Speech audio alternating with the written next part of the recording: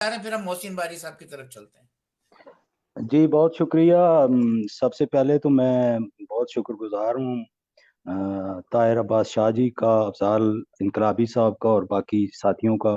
یہاں پہ ہمارے بڑے سینئر ہمارے لیڈر فرحت اللہ بابر صاحب موجود ہیں. آپا شیلہ رضا کو ہم نے سنا. اصولی طور پہ تو اب جو ہے مشاعرہ ختم ہی ہو جانا چاہیے تھا اتنے بڑے شعراء کو سن کے، تو مگر یہ ہے کہ میں اپنی بات ضرور سامنے رکھنا چاہوں گا. باقی جو دوست مجھے نہیں جانتے ہیں میں اپنا تعارف کرا دوں. میں اسٹیبلشمنٹ کے کوفہ سے بات کر رہا ہوں، چکوال سے. ظفر مناس میرا نام ہے.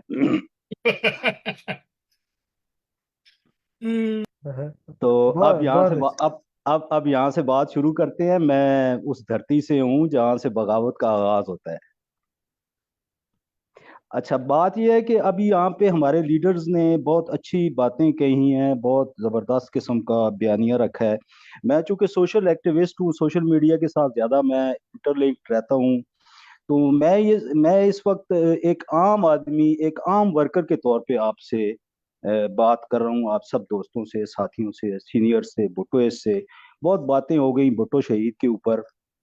میں ایک انگلش کی میرے ذہن میں ایک کوٹیشن آ رہی ہے کہ وہ ہے کہ don't say I love you, show it.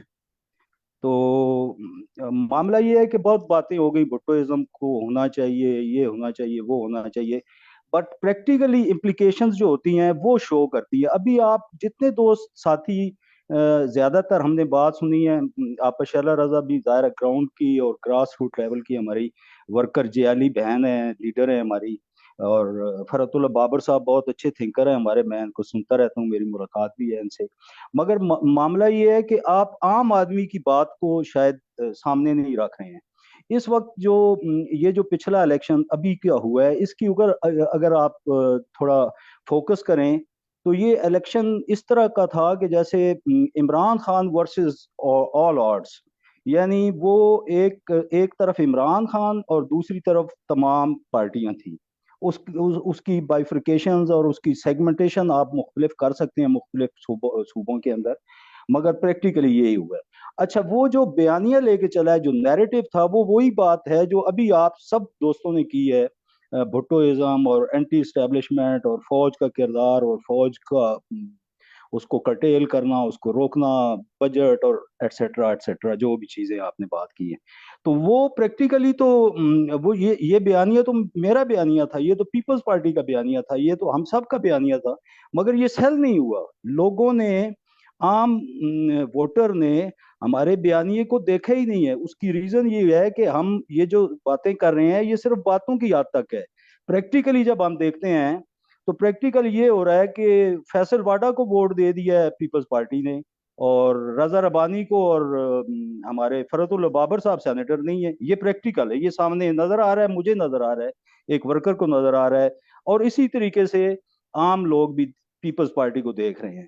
تو ابھی ہم جتنی بھی باتیں کر رہے ہیں، یہ میرا اپنا یہ ذاتی خیال ہے کہ ایک مجھے اور شاہ جی تو محظوظ ہوں گے شاید، طاہر عباس شاہ جی چونکہ وہ مجھے جانتے ہیں تھوڑا. میں علی شریعتی کی بات یہاں پہ کوٹ کروں گا. وہ کہتا ہے کہ ہم علی کو جو ہے وہ ولی مان لیں، علی کو خدا مان لیں، علی کو ہم فرشتہ مان لیں، جو بھی ہم سر پیٹیں، روئیں، جو بھی کریں ہم. بات یہ ہے کہ ہم علی کی معرفت کو نہیں پہنچنا چاہتے، ہم یہ نہیں دیکھنا چاہتے کہ علی چاہتے کیا تھے.